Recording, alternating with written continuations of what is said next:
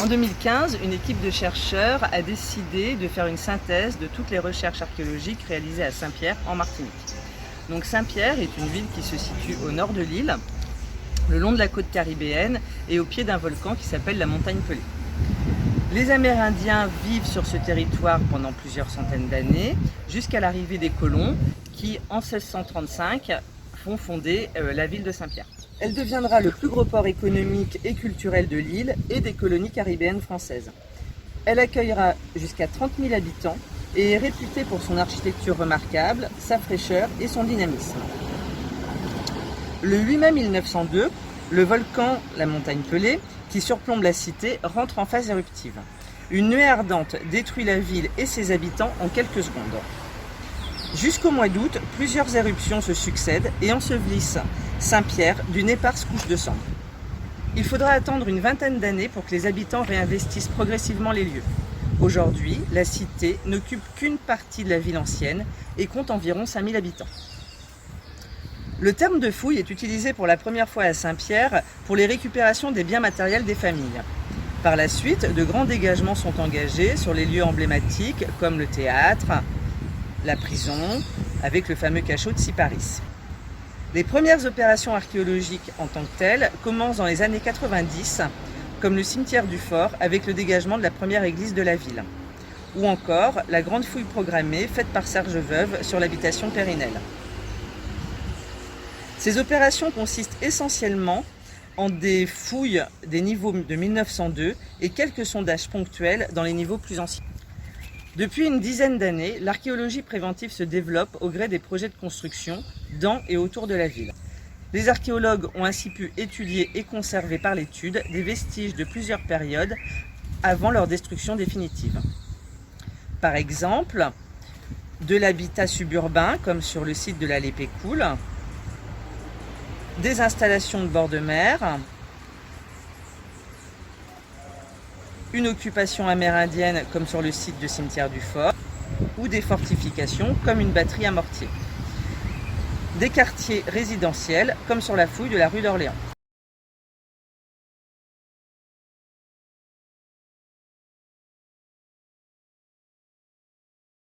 Suite à ces nombreuses découvertes, il a été décidé de créer un atlas archéologique de la ville. Ainsi, 75 sites ont fait l'objet de vérifications de terrain et de relevés. Les vestiges archéologiques ont tous été étudiés, analysés et enregistrés dans une base de données pour intégrer un site. Soit en quelques chiffres, 75 opérations ont été étudiées et 20 000 vestiges enregistrés. Un SIG est une base de données géoréférencée, c'est-à-dire repérée dans l'espace. Les données qui la composent sont ici essentiellement de deux types. Des emprises, ici en orange, qui correspondent aux surfaces d'intervention archéologiques dans la ville de Saint-Pierre, et des US, les éléments observés lors de ces interventions. Donc ce sont des murs, des sols, des fosses, des trous de poteaux, etc. Chaque élément de cette base est constitué d'une forme, dessin, sur le plan et d'une ligne dans un tableau. Cette ligne va permettre de la caractériser. Pour créer cette base, il a fallu aller rechercher les plans dans les différents rapports d'intervention. Ceux-ci ont été scannés, géoréférencés, c'est-à-dire qu'on les a replacés au bon endroit sur la carte, puis redessinés. Nous avons à ce jour 73 sites et à peu près 5200 US dans la base.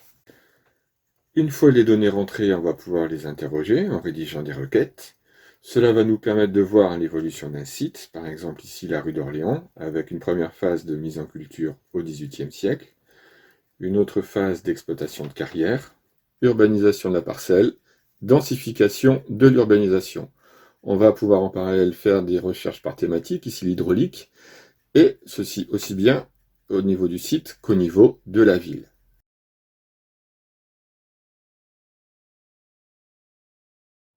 À Saint-Pierre, on a de la chance, énormément de chance, d'avoir des vestiges aussi bien conservés. Alors, on le doit bien entendu à l'éruption volcanique de 1902, qui a permis de sceller justement ces vestiges comme le Vésuve à Pompéi, et on pourrait considérer Saint-Pierre comme la petite Pompéi française.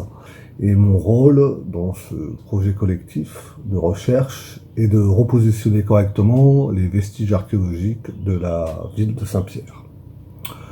Je suis aussi en charge des relevés photogrammétriques. Alors, qu'est-ce qu'est la photogrammétrie?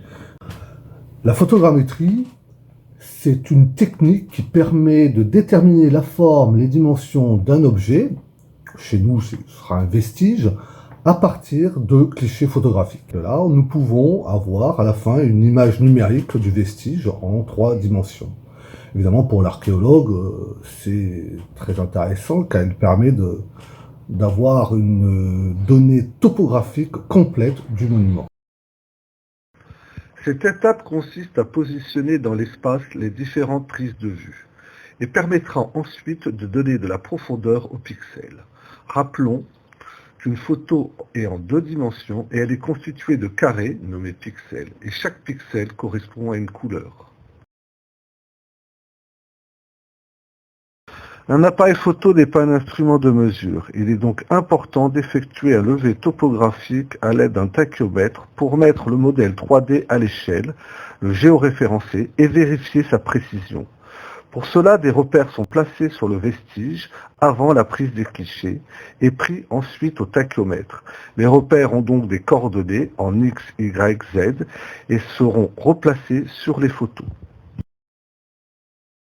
Si le modèle correspond à nos attentes en matière de précision, nous pouvons densifier le nuage de points. À partir de cette étape, nous pouvons exploiter les données à l'instar d'un levé topographique.